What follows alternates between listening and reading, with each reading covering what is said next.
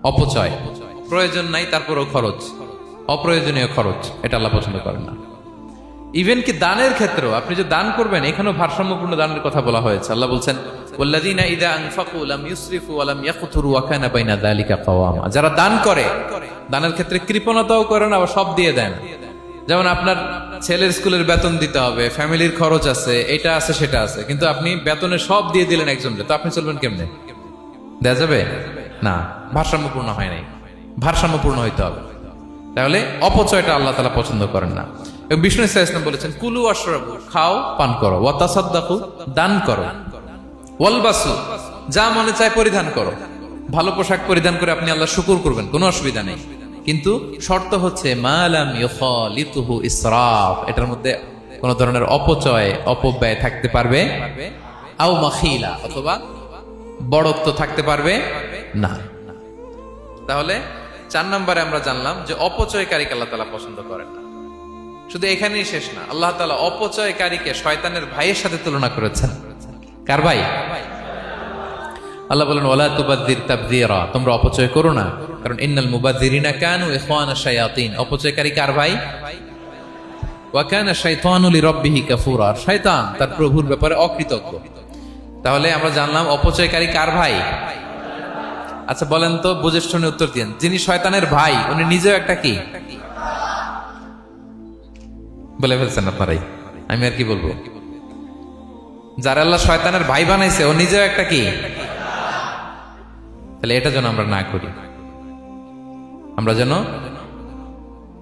পরিমিতি বোধ যেন আমাদের ব্যয়ের ভেতরে থাকে। এই আয়াতগুলোতে আমরা 2টা শব্দ পাই, একটা ইসরাফ আর একটা তাবযীর।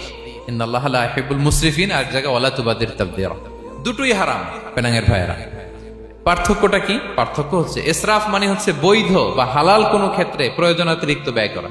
হালাল হালাল, কিন্তু আপনি অতিরিক্ত খরচ করছেন। বাসায় আম লাগবে 2 কেজি, কয় কেজি? 2 কেজি হলে সুন্দর খাওয়া যায়, নিয়ে আসছেন 10 কেজি, কয় কেজি? 3 দিন পরে এগুলো পচে টচে নষ্ট হয়েছে, অপচয় হয়েছে না? কিন্তু আম কিনা হালাল না হারাম? আম খাওয়া হালাল না হারাম? তাহলে এই যে হালাল জিনিসে প্রয়োজনাতিরিক্ত যে খরচ করছেন, এটাকে বলে ইসরাফ, এটা নিষেধ।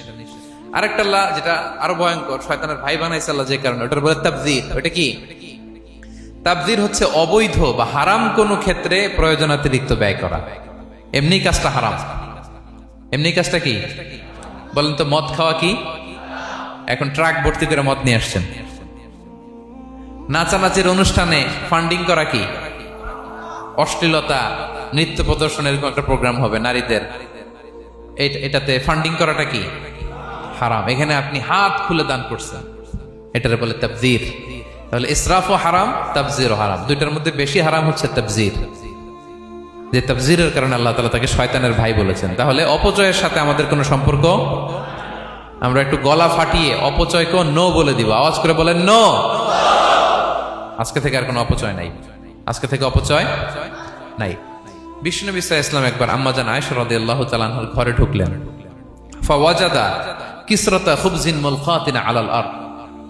আম্মাজান আয়েশার ঘরে ঢুকেই দেখলেন এক টুকরো রুটি মাটিতে পড়ে আছে। কোথায় পড়ে আছে? ফাগাদিবান নবী সাল্লাল্লাহু আলাইহি ওয়াসাল্লাম রেগে গেলেন, তিনি রাগান্বিত হলেন, প্রচন্ড রেগে গেলেন। রেগে আম্মাজান আয়েশাকে বললেন, আয়েশা, এই যে আল্লাহর রিজকে তুমি নষ্ট করছো, আল্লাহর রিজিকের মূল্যায়ন করতে শেখো আয়েশা। কোন ঘরে যদি আল্লাহর রিজিক আসে আর ওই রিজিককে যদি মূল্যায়ন করা না হয়, তাহলে সেই রিজিক আর এই ঘরে আসে না। কারণ এই রুটিটা খেয়েই তো তুমি বেঁচেছিলা, ঠিক কিনা? আজকে আমরা যেই রুটিটা, যেই ভাতগুলো ফেলে দিয়ে ডাস্টবিনে, এতটুকু খাইলে আমার কাশ্মীরের ভাইরা বেঁচে যাবে, এতটুকু পাইলেই আমার ফিলিস্তিনের ভাইরা বেঁচে যায়, এতটুকু পেলেই ওই ডাস্টবিনে মারামারি করে যারা খাবার খোঁজে ওরা বেঁচে যায়, ঠিক কিনা? এজন্য বিষ্ণু সাল্লাল্লাহু আলাইহি ওয়াসাল্লাম রেগে গেলেন। বিষ্ণু সবসময় রাখতেন না, রেগে বললেন, আয়েশা, আল্লাহর নেয়ামতের কদর করো। তোমার ঘরে রিজিক আসলে ওটার যদি মর্যাদা না দাও, এই রিজিক তোমার ঘরে আর ঢুকবে না। নট নেসেসারি শুধু খাবারের ক্ষেত্রে, যে কোনো ক্ষেত্রে অপচয় যেন না হয়, অপচয় অপব্যয় যেন না হয়। আমরা অনেক সময় করে ফেলি, খেতে বসলে অনেক খাবার নিয়ে ফেলি, অর্ডার করতে গেলে দোকানে অনেক অর্ডার করে ফেলি, রেস্টুরেন্টে, কিন্তু এই খাবারগুলো নষ্ট করা যাবে না, ডাস্টবিনে যেন না যায় আপনার কারণে। আপনি কি করবেন? লেফট ওভার ফুড সাথে করে বঙ্গুজে নিয়ে আসবেন। আপনারা তো বঙ্গুজ বলেন নাকি? পেনাঙ্গে কি বলে?